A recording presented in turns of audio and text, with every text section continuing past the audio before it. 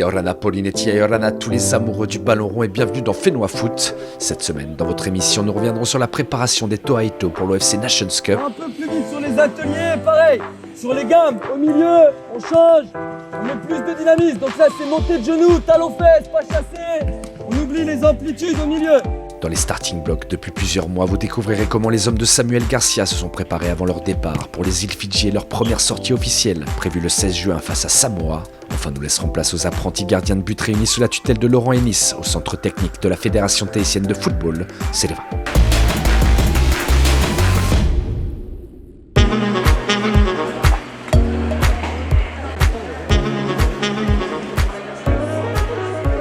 Le rendez-vous était attendu de longue date. Hier matin, toute la délégation des Toa Heto était réunie à l'aéroport de Faa en prévision de leur départ pour la Nations Cup. Ça y est, la compétition commence aujourd'hui. On avait hâte d'y être et maintenant on n'attend qu'une seule chose, c'est de commencer le premier match. Je pense que l'équipe est prête, tout le monde est motivé, l'état d'esprit est là, donc on est prêt. L'occasion pour les joueurs et le staff de dire au revoir à leurs familles respectives. Un moment toujours très émouvant. Beaucoup d'émotions, laisser la famille quand même 3 semaines. C'est des sacrifices. Hein. Mais jouer pour le pays, c'est quand même aussi un honneur. Et excité de commencer le tournoi. C'est particulier pour tout le monde. Hein. On voit tout le monde avec la petite famille, du monde. Mais après, c'est ce qui doit nous donner de la force pour justement remporter la compétition. En partance pour Auckland, la sélection passera une nuit sur le sol néo-zélandais. Nous serons aux îles Fidji où 3 autres nations du Pacifique sont attendues pour y disputer les phases de poule du groupe B. Le 16 juin à 13h heure fidjienne, les Toa Heto entreront officiellement en compétition face à Samoa. Les hommes de Samuel Garcia auront 3 jours plus tard rendez-vous avec les Papous avant de rencontrer les Fidjiens pour définitivement sceller le sort de la poule B. On se retrouve dans une poule qu'on connaît parce qu'on les a affrontés au Jeux du Pacifique. On attaque le tournoi le 16 avec Samoa.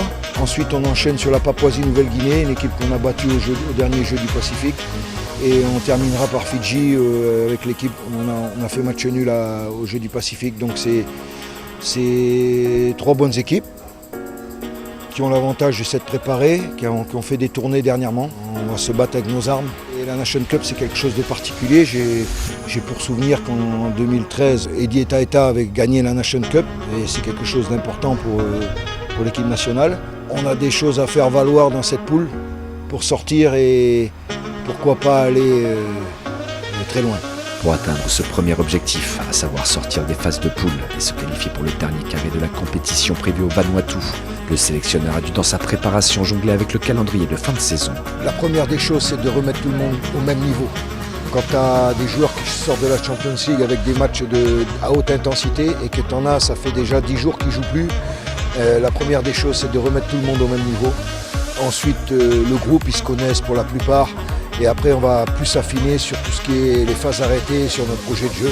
Mais la priorité va être de soigner tout le monde, être bien dans les têtes, mettre tout le monde au même niveau athlétique. Et puis après, le reste, il faudra mouiller le maillot. On met déjà les points sur l'intensité. Hein. Je pense que c'est ce qui nous manque, dans notre championnat, hein, manque d'intensité. Donc c'est pour ça que dès ce soir, on est déjà fixé sur ce point-là. Hein. Puis voilà, ça fait toujours du bien d'être en sélection, hein, représenter un peu son pays. Et puis voilà, on est reparti là. Passe sur Nono. Nono revient en trottinant ici avec le ballon en mettant du rythme. D'accord ? On limite le nombre de touches de balle. On se déplace dans le bon temps. Pour la première fois de leur préparation au grand complet, les Toa Heto ont cette semaine révisé les gammes. À chaque séance d'entraînement, le préparateur physique a équipé les joueurs de GPS, une technologie de plus en plus répandue dans le monde du football océanien. C'est du direct, c'est par Bluetooth, donc automatiquement là, l'arrière gauche et l'ailier gauche, je vais pas les avoir.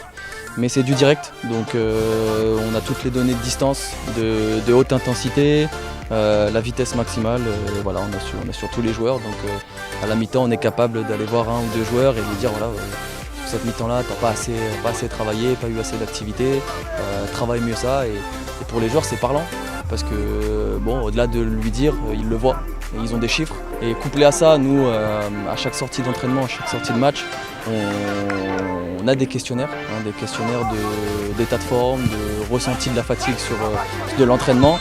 et on couple ces données-là, ces questions-là avec les données GPS et ça nous donne des courbes de forme. Parmi les 21 sélectionnés qui disputeront la Nations Cup, 3 joueurs évoluant en dehors du territoire sont venus compléter l'effectif.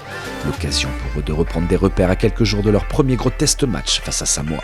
J'évolue au Havre en ce moment. Donc ouais, c'est dur, en plus avec la distance et tout, c'est dur de venir souvent ici.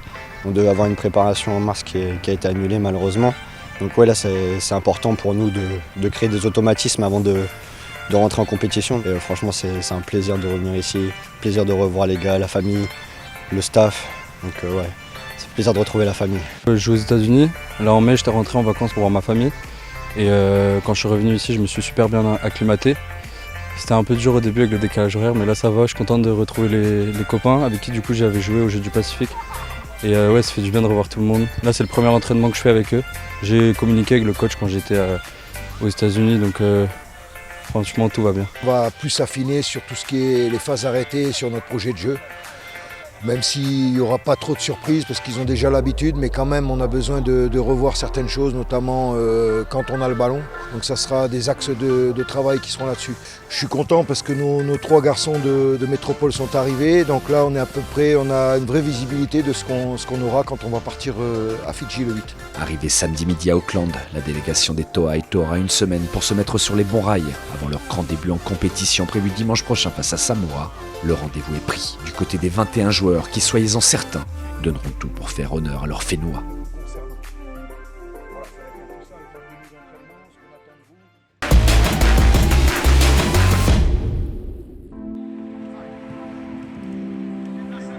Gianni, c'est bon? Qu'est-ce qui manque? Qu'est-ce que tu veux savoir? Eh ben, si t'as fini, tu me donnes. Ouais, il manquait ça. T'as fini, Giovanni?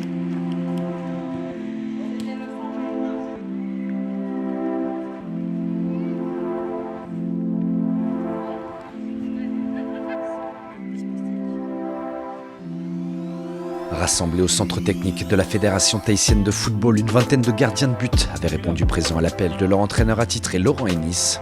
Au programme de la matinée, un atelier de perfectionnement au poste spécifique de dernier rempart. Et face à un tel succès, plusieurs éducateurs de clubs de Tahiti et Moorea étaient venus lui prêter main forte pour l'accompagner dans sa tâche. Oui, ça fait plaisir. Si tu veux, c'est le regroupement des gardiens de but U11, U13 qui ont fait les spécifiques gardiens pendant l'année, soit sous forme le rassemblement des U11 lors des journées pédagogiques, soit alors les U13 et donc le centre de perfectionnement qui était soit le mardi, soit le jeudi en fin d'après-midi ou le samedi matin pour ceux de Moorea, puisque là c'est les gardiens de Tahiti, les gardiens de Moorea qui sont regroupés. Qu'est-ce qu'ils apprennent ce matin?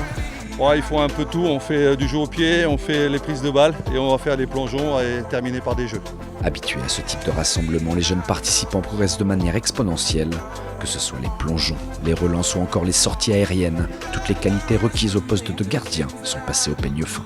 Oui, ce qui est important, c'est qu'ils se retrouvent et que chacun dans sa zone géographique fait le travail. Et donc après, c'est bien de savoir ce que font les autres et comment ça se passe et surtout qu'ils se connaissent dans la confédération des gardiens de but. Voilà, Fénois Foot, c'est déjà terminé pour aujourd'hui. Je vous donne rendez-vous la semaine prochaine avec les grands débuts des Tohaïto en Nations Cup. Merci à toutes et à tous pour votre fidélité. À dimanche prochain dans Fénois Foot.